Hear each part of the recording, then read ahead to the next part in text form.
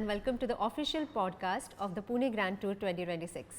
I'm your host Neha Tikam and I'm here to take you into the world of cycling with stories of passion, hard work and love for this sport. The Pune Grand Tour will be India's first global cycling event and is approved as UCI Stage 2.2 race. Let's meet our next guest, one of Pune's strongest amateur racers and a silver medalist at Indian National Championships and a key rider from the Pune Wolfpack team with 10 plus top 10 finishes at the National Championships, Sudarshan. He balances a full-time tech career with high-performance racing and is known for his disciplined training and consistent results. Welcome to the podcast, Sudarshan. Thank you for having me. Yes, so here is your first question. How do you balance your tech job and racing and training, everything and that stuff? Yeah, difficult question to start off with. I'd say we all have limited time and balancing that is important factor. So here I think in the limited time I can only work and train, so I had to be fine with that because right. Apart from that I won't get time to do anything else. So that's one thing, and also sleep is an important factor. Right. Sometimes you have to make do with less sleep, not ideal, but you have to manage with that. So yes. so yeah, it comes to discipline and knowing that you can do only two things and nothing much else. Right, yeah. Right. So your weekly training, can you share in 3 words? I would say training stress score. Right. So it is important metrics when it comes to training. Right. Usually your training will differ upon like wherein you are in the season, like if it is your build block or if you are tapering to a race or if you are building or if you are recovery week. So the workouts that you are doing and the intensity and the mileage also, that will differ. But one thing that remains consistent is looking at your training stress scores. Of course, that is going to be also different depending on your build block, but that is something I would like always look at. Right, right. So you must be missing your training right now. So can you just share how did this injury happen? So yeah, this was an unfortunate crash I had at the recent trials for the national selection for Maharashtra team. Oh. I broke both the bones in my right hand. So yeah, so now it's recovery for me. Of course, missing training and unfortunate that I won't be able to do nationals and other races which would be like qualifying for the Pune Grand Tour. Yeah, slight depressing, but can you share with all our riders that if you have any injury, what sort of positive, what sort of mindset you should have if you have an injury? Yeah, so injury is again a setback, but then almost any sport, it is a part of it. You have to consider it as a part of it and then look forward to how you are going to push or rise back from it. Right. Now here, like the doctors are important and also the physiotherapy. Correct. So you have to concentrate on that and make sure you get back in shape. Right. So it's not just rushing directly into training, making sure that you are completely back. Recovered. Yes. Yeah. Great. What do you feel is your biggest strength as a racer? Yeah, so it would be like reading races. So reading races as in being aware of the course, how the course is, length of the course, what are the attack points, right. and having gauge of the strongest competitors.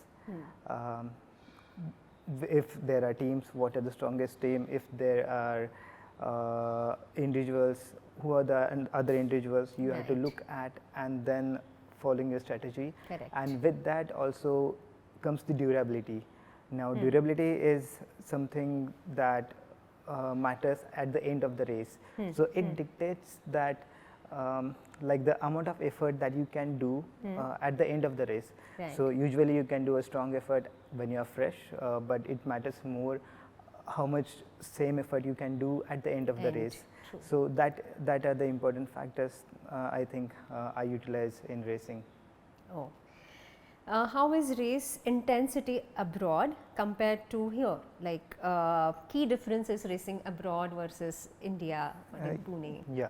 So I think I would talk about mostly my experience of training and racing in Belgium. So, and again, my experience is only limited to Belgium, but I would say that is probably the best possible racing you can do as a non-elite. Like Belgium, they say elites under contracts. Like you don't have a contract, but you are racing at the highest level. Now, the races that I do over there are typically kermesse races. So it is kermesse is basically circus, and then in the circus there are crit races. So these are the criterium races that happen from town to town, and the courses are like usually short courses, like say 4 to 5 kilometers, and then there are loops. Which makes the total course to be like around 100 kilometers, and there are smaller races where it is around 65 kilometers. Right. So this is like a typical kermesse racing, and the races are usually fast because it's almost always flat, and then you take corners very fast. So all around fast racing over there. Right. Now, when it comes to intensity, so there the level playing field is quite high, because while competing there, it's like there are riders from development team. So these are the riders who are going to go pro, and they are racing over there, and others are riders who want to go pro.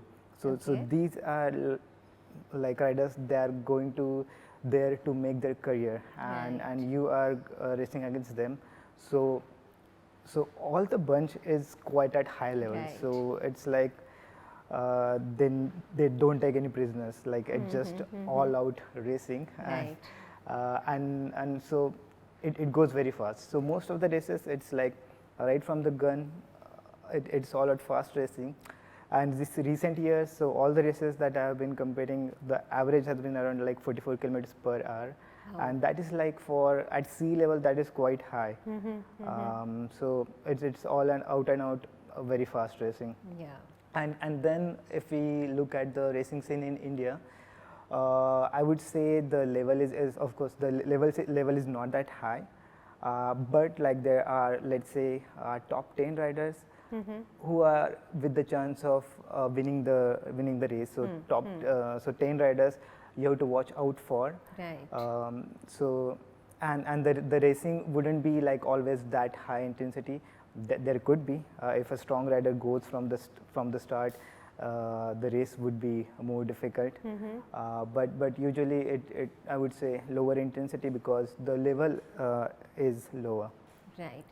And how do you sign up for these camps? I mean, is there any qualifier rounds, or you can directly approach? No. So as I said, so these races are UCI 1.12B races. So these are where you don't need any contract. So you just need a license from your federations, which is Cycling Federation of India for us. So we get the license from UCI under Cycling Federation of India team, and we have to show them the license, and we can race and what using is that that license. division, A, B, C, or so can you just explain that? So these are the elite race. It is called Elite 2 because elite is where riders with pro contracts, and we are like riders with without pro contract. So it is Elite 2. Okay. Yeah. So it's just like racers without any pro contract.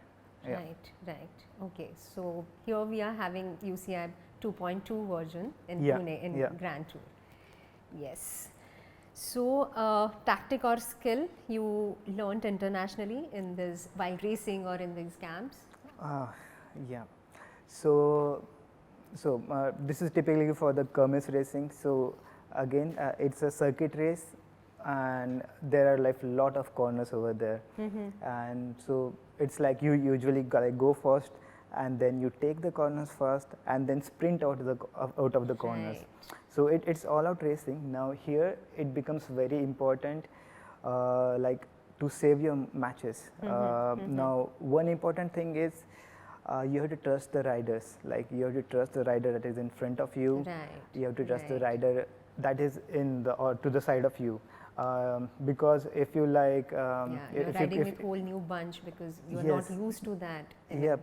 Like if you just hesitate, like let's say there is a corner, and if you hesitate and if you leave kind of like one wheel gap, then you have to sprint out, and that effort is a lot harder because if there is a gap, you have to sprint a lot more to cover that gap. Right. But if you are more efficient and if you don't lose that wheel in the corner, then it becomes much easier. It's still harder. You are still sprinting, but it will be much easier to close that gap and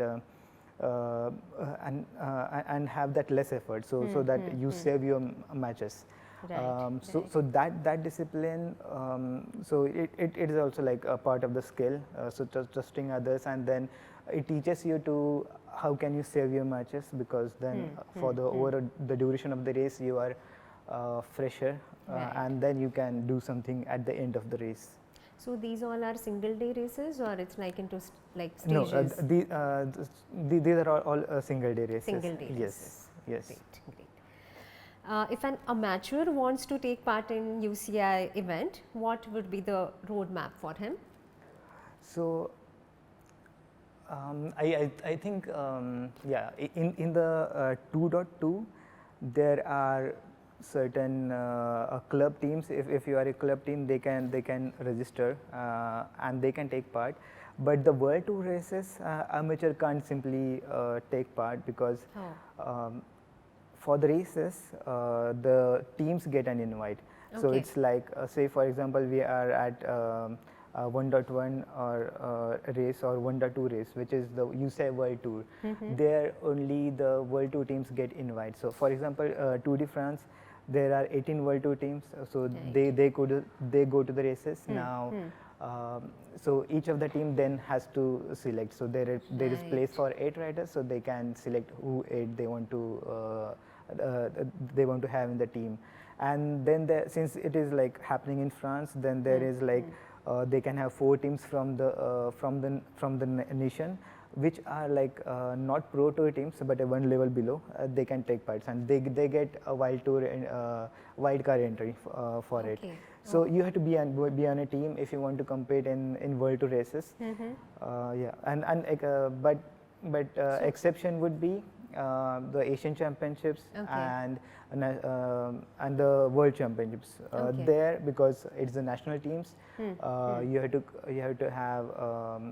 qualify for the team, and then your federation can send you as a team. So for this qualifier thing, do you have any feeder races?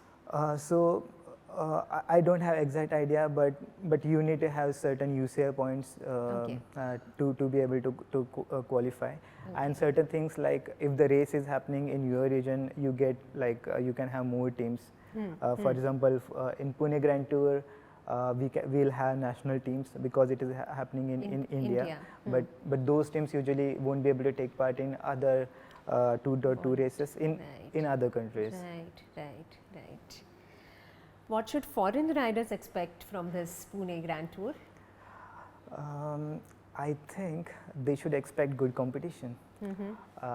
So one thing recently I'm very happy about the level of racing or the quality of riders that has been increasing. So I see young guys, and also the guys that have been racing for a long time are even getting stronger. Right. So the level is gradually rising, and we can certainly expect them to perform very well. And I am hoping that there is a sprint finish for some races, and because we have a good team, and we can expect actually Indian rider getting in the podium. I certainly believe that because we do have strong teams. Yes. Like giving example, like so we have 4 stages, but few stages can go into a sprint finish. Right. And so for example, so Pune's own Surya Dhatu is a very good sprinter. Right. We have very good sprinter in services team, Sahil Kumar. And the Air Force team itself, 4 riders, all are very strong. Wow. So as a team, they can bring the sprinters to the finish line. Great. And if they are the finish line, I believe this sprinter can beat the continental riders. Wow. I do believe that. Plus, even if it comes to breakaway, there are many strong riders.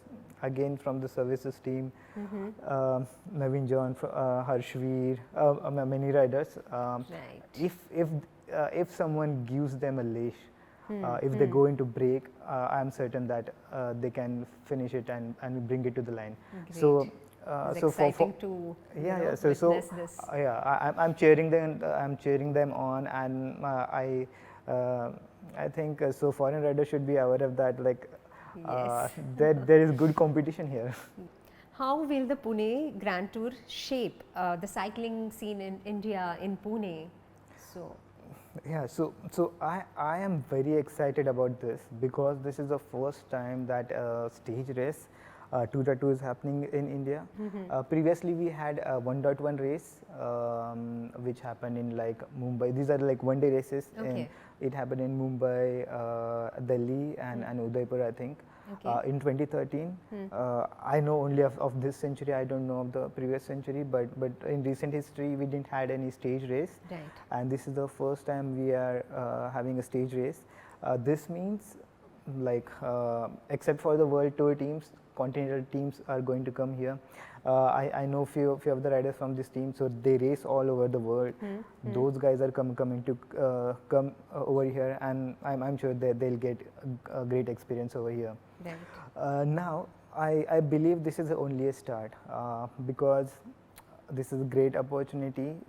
So Indian team riders would perform well, and then I hope that this race keeps on happening in the next year. Like it gets into the UCI calendar every year, Right. and then I hope. So one thing coming back, so there are continental teams, world tour teams, all these pro teams. India has exactly 0 of these.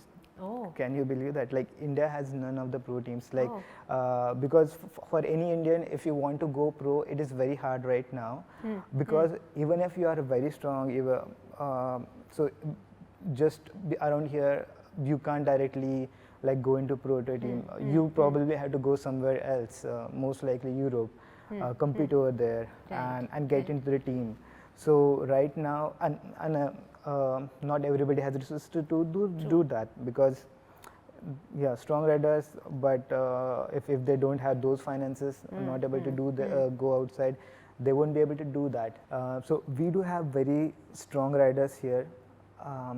So not everybody has those resources to go to say Europe, race Right. over there, get Stay noticed, there and yeah. get into a team. So that is very hard. In recent years, I only know like 2 riders. They have been racing into continental teams. So Naveen John and Sachin Panwar. But there is huge potential. So what we need to do is India needs to have a pro team. So I hope a team forms, and that team is then able to go everywhere, race over there, and then come back and race Pune Grand Tour. Right. And then that team is going to become more stronger. Absolutely. And of course, the team structure is such that that team will also have international riders, not just Indian riders.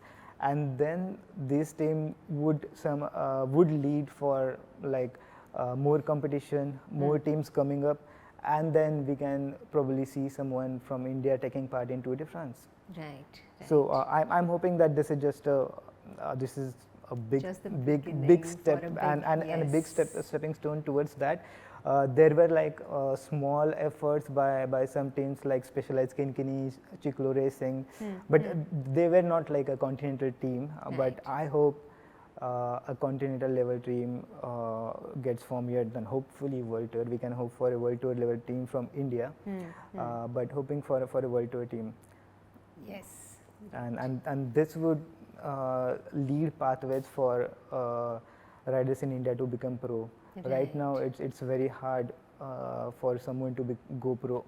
Yes, it's an amazing opportunity for all of us. Yeah. So it's not just the riders, right? So it's the I guess businesses that needs to look into this. They need to tap into this opportunity because it's big advertisement for you. So like cycling is not just it's not just like a sport in 4 or 5 countries. It is a global sport. If you tap into that, your brand is going to get big, and there's a huge potential. Especially if someone is first mover, they'll have big advantage because they'll have huge popularity in India, and the support from India for those riders is going to be huge. So we need to have a continental or a world tour team. Right, absolutely. So Sudarshan, how did you get into racing? Can you share with us your cycling journey? I think Strava is what got me into racing actually. So actually before Strava, I used to watch a lot of racing as a kid as well. Like Tour de France used to race, and I've watched Armstrong race. I was a big fan of Cancellara, and then watching Contador versus Schleck, then Cadeli once. Also, I used to play Pro Cycling Manager game. So using that, I then know what happens in racing and what are the tactics lies, a bit of it. But then I never imagined that I would be racing bikes in India. At least I didn't know the cycling scene in India. But then it so happened that I used to commute on the bike, and then I started with Strava. I then started uploading rides on Strava, and on my commute route, all the segments were on my name. So the king of the mountains, were on my name, and then people started noticing. And then it was like commutes, and my average speed used to be like more than 35. Then people are using motorcycles. On hybrid? And no, on a road bike. A road bike. I used to commute on road bike. And then Mahesh commented from me, so Mahesh from Pune Wolfpack, and then he said, "Are you riding motorcycle?" Then I said no, and then it just happened. I said I can join you, and then so he was like, I joined him on a ride. He was doing his VO2 Intermax, VO2 intervals training, and just I stuck to his wheel, and then he was like. Yeah, why don't you join us? Then I started racing as after that, and then so Michael was coach with Pune Wolfpack. I started training under him, and then started racing. So just office commute to racing, amazing. Yeah.